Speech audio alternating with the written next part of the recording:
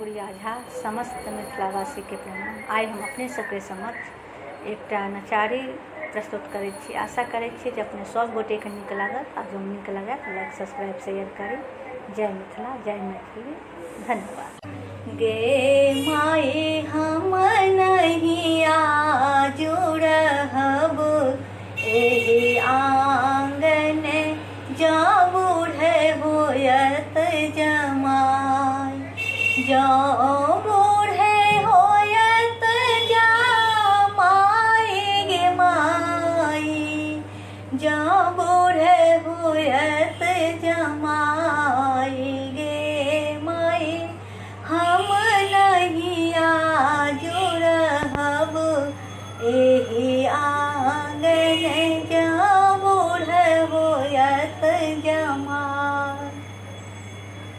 एक तो बड़ी भेल विधि विधाता, दोसर धिया के बाप गे माई, तेसर बड़ी भेल नारद बाभन, जे बूढ़े आनल जमाई गे माई, जे बूढ़े आनल जमाई गे माई, हम नहीं आजू रहब एहि आंगन, जँ बूढ़े होयत जमाई।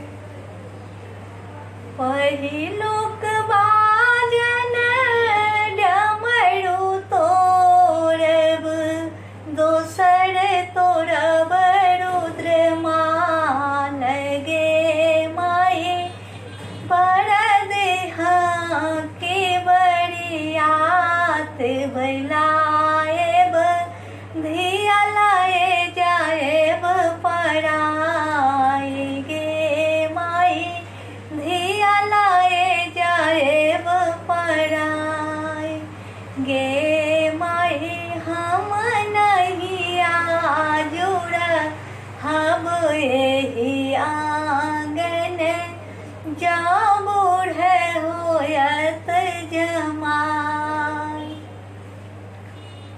धोती लोटा पोथी पतरा, सेहो सब देवन छिनाई गे माई, जँ किछु बजता नारद बाभन, दाढ़ी धए घिसियैब गे माई, दाढ़ी धए घिसियैब गे माई, हम नहीं आजू रहब एहि आंगन, जँ बूढ़े होयत जमाई।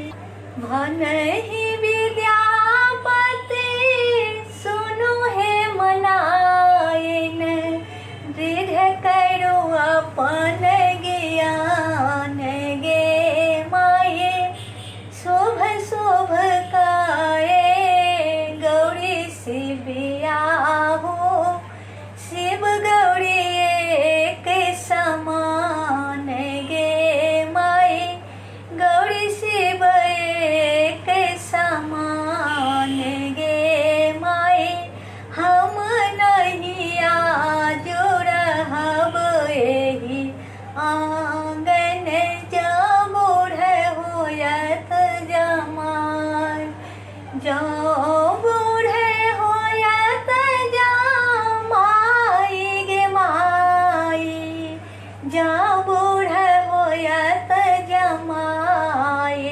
गे माई, हम नहीं आजू रहब एहि आंगन, जँ